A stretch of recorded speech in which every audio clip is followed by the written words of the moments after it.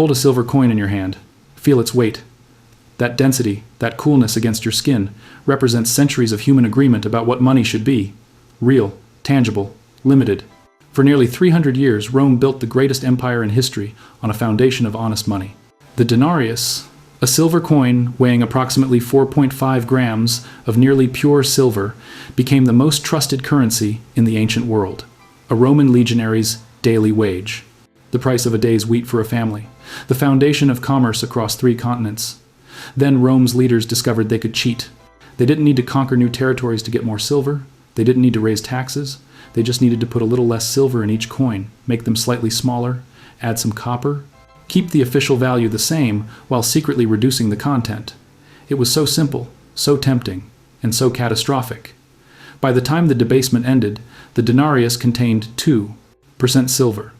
The rest was worthless copper with a thin wash. The currency that had built an empire became the instrument of its destruction. This is the story of how Rome's money printers, operating not with paper but with metallurgy, destroyed the greatest civilization the ancient world had known. The denarius entered circulation around 211 BC, during the chaos of the Second Punic War, when Hannibal's armies threatened Rome's existence. The coin was introduced as part of a complete monetary reform, replacing older, less efficient bronze currency. Its design was elegant in its simplicity. Weight, approximately 4.5 grams. Purity, between 95 and 98% silver according to numismatic analysis. These weren't arbitrary numbers. They represented real purchasing power backed by intrinsic value. A denarius wasn't valuable because the government said so. It was valuable because it contained silver that could be melted down, traded, or used for other purposes if the government collapsed. For nearly 3 centuries, the denarius maintained remarkable stability. During the Roman Republic, despite civil wars, military crises, and political upheavals, successive governments understood that honest money was foundational to Roman power. Yes, there were minor adjustments. The exchange rate from bronze asses to denarii changed as bronze coins were reduced in size. During particularly desperate periods like the Social War, purity dipped slightly to around 92%. But these were temporary deviations, not systematic debasement. Leaders restored full silver content once crisis passed. The principle held, money must be honest to be trusted. This stability enabled everything Rome achieved. Legionaries who conquered Gaul, Egypt, and Britannia were paid reliably in currency that held value. Merchants trading grain from Egypt to wine from Gaul used denarii knowing they'd be accepted anywhere the eagles flew. Tax collectors gathered denarii that funded roads, aqueducts, forums.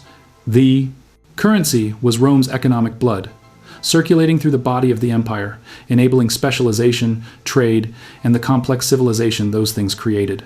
Then came Emperor Augustus, Rome's first emperor. After decades of civil war following Julius Caesar's assassination, Augustus restored order and, importantly, restored the currency.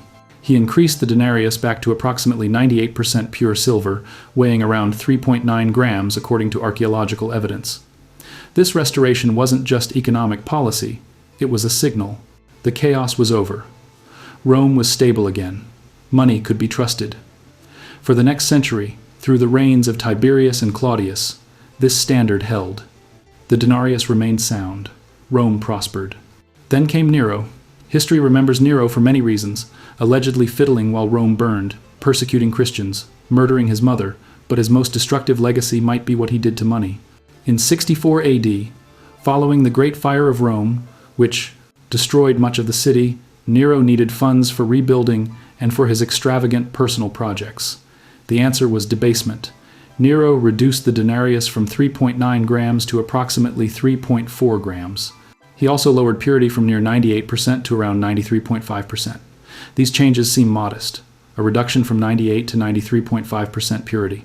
The average Roman citizen couldn't detect the difference by feel or sight. That's precisely what made it effective and dangerous. Nero had discovered the ancient version of printing money.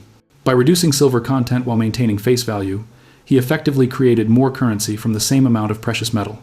If you have 100 pounds of silver and mint coins at 98% purity, you get X number of coins. Reduce purity to 93.5% and you can mint significantly more coins from that same silver. The difference goes straight to the treasury, but Nero had opened a door that could never be fully closed. Once one emperor debased the currency and got away with it, successors faced an irresistible temptation. Why raise unpopular taxes when you can simply reduce the silver content another few percentage points? The public won't notice immediately. The crisis can be managed. Victory in the next war will bring new silver. We'll restore the currency then, except they never did.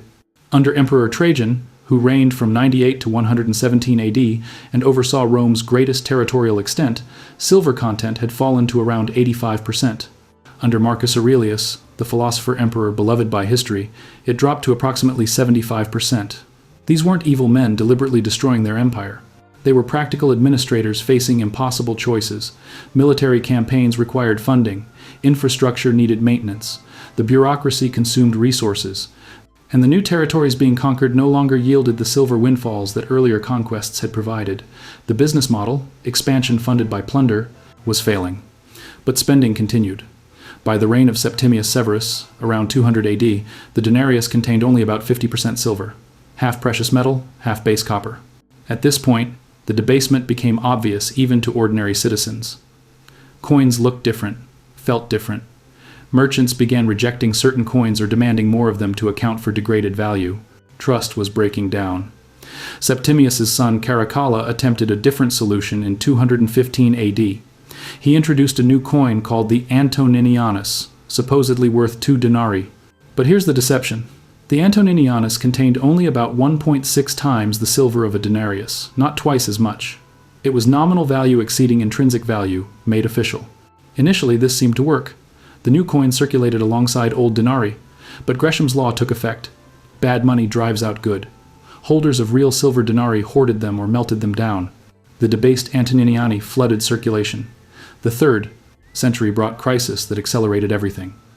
From 235 to 284 AD, Rome experienced the crisis of the 3rd century. Emperors rose and fell with shocking speed, many assassinated by their own troops. Barbarian invasions threatened borders, plague swept through cities, civil war became routine. And through it all, desperate emperors kept debasing currency to pay armies whose loyalty was the only thing standing between them and death. By 250 AD, coins contained approximately 50% silver. By 268, under Emperor Gallienus, silver content had collapsed to around 5% or less, according to metallurgical analysis of surviving coins. What had begun as silver currency was now essentially copper tokens with a thin silver wash. Contemporary accounts describe coins where the silver coating rubbed off from handling, revealing the base metal beneath. The denarius, the currency that built an empire, had become a lie made physical. The economic consequences were catastrophic. Inflation exploded in a pattern that would become familiar to every society that debases its money. When Emperor Diocletian issued his edict on maximum prices in 301 AD, attempting to control inflation through wage and price controls, the edict revealed the damage. Prices had spiraled out of control across the empire. A pound of pork that might have cost 8 denarii in earlier periods cost over 20 denarii by 301 AD. A pair of shoes that once cost 100 denarii now cost 150. A skilled laborer's daily wage had to be set by law because hyperinflation made market pricing impossible. The edict listed maximum prices for over 1,000 goods and services, from wheat and wine to silk and seafood, from carpenter wages to teacher salaries. It threatened death for violations. But price controls cannot solve monetary debasement. They only create shortages. When the legal price is below what sellers need to break even, they stop selling. Goods disappear from markets. Black markets emerge. The very commerce the edict aimed to preserve withers further.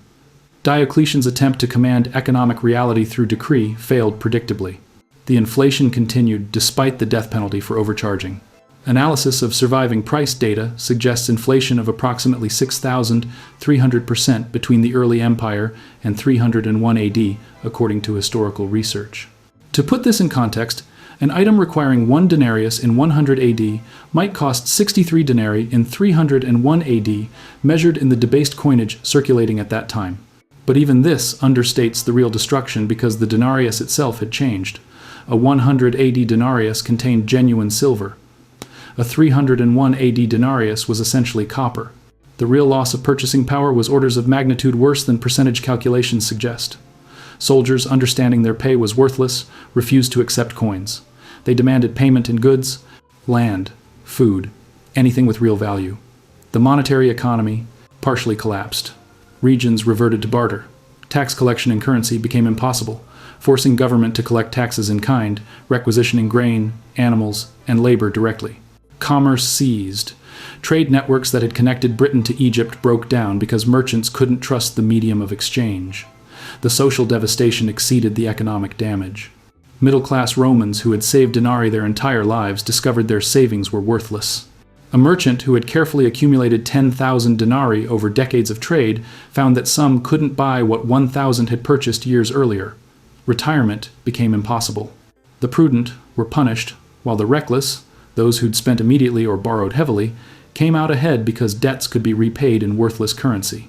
Fixed incomes became poverty sentences as prices spiraled. Soldiers on set salaries watched their purchasing power evaporate. Landlords collecting fixed rents in denarii saw their income collapse in real terms. Pensioners receiving fixed payments faced destitution. Anyone on a contract denominated in denarii, whether laborers promised certain daily wages, landlords owed annual rents, or creditors expecting loan repayment, found themselves paid in currency worth a fraction of what they'd agreed to accept. It was wealth destruction on a civilization-wide scale, transferring value from savers and creditors to the state and to debtors who could repay obligations in debased currency. The psychological impact was profound and lasting. Romans had built their identity partly on Roman reliability, Roman honesty, Roman virtue. The currency embodied these values. A denarius bearing the emperor's image was a promise, an assurance, a guarantee. When that promise proved false, when the currency became a lie, it damaged more than economics. It damaged the social fabric. Trust between citizens and state eroded. Trust between buyer and seller collapsed. Trust in contracts, in savings, in planning for the future, all dissolved. A society that cannot trust its money struggles to maintain any form of complex cooperation. Emperor Diocletian attempted reform in the late 3rd century. He introduced new coins with genuine silver content, including the argentius, and re-established gold coinage with the aureus. He implemented comprehensive price controls through his famous edict. None of it worked. You cannot restore trust through decree after centuries of debasement. The population had learned that government promises about money were lies. They hoarded precious metal. They evaded the new systems. They used alternative currencies when possible. Once monetary trust shatters, rebuilding takes generations, if it happens at all. Constantine, in the early 4th century, introduced the solidus, a gold coin that would become the new monetary standard. The solidus was honest money, containing consistent gold content. It succeeded where debased silver had failed, lasting centuries. But notice what this represents: abandonment of the denarius entirely. The coin that built Rome, that financed its greatest achievements, that enabled its commercial prosperity, was so thoroughly discredited that starting over was the only option. The debasement didn't single-handedly destroy Rome. The empire faced multiple crises: barbarian invasions, political instability, religious transformation, climate change, plague. But monetary collapse amplified every other problem. How do you pay armies to defend borders when currency is worthless? How do you maintain roads and aqueducts when tax collection fails? How do you preserve urban civilization when commerce collapses into barter? Sound money was infrastructure as vital as roads and legions. When that infrastructure crumbled, everything built upon it became vulnerable. The parallels to modern economies are uncomfortable. Today's central banks don't debase silver coins. They expand digital money, supplies with keystrokes. But the principle is identical. Currency loses purchasing power systematically, transferring wealth from savers to debtors and states.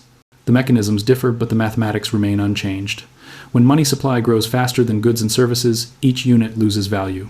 When governments fund spending through monetary expansion rather than taxation or borrowing, they tax through inflation. The denarius story is a warning written in tarnished silver, as relevant today as when Nero first reduced the purity in 64 AD. Rome's money printers operated furnaces instead of printing presses. They debased through metallurgy instead of quantitative easing. But they discovered the same fundamental truth that every fiat currency system eventually faces. You cannot create real wealth by multiplying currency units. You can only redistribute existing wealth, destroy trust, and eventually collapse the system built on that trust. The denarius took 3 centuries to die.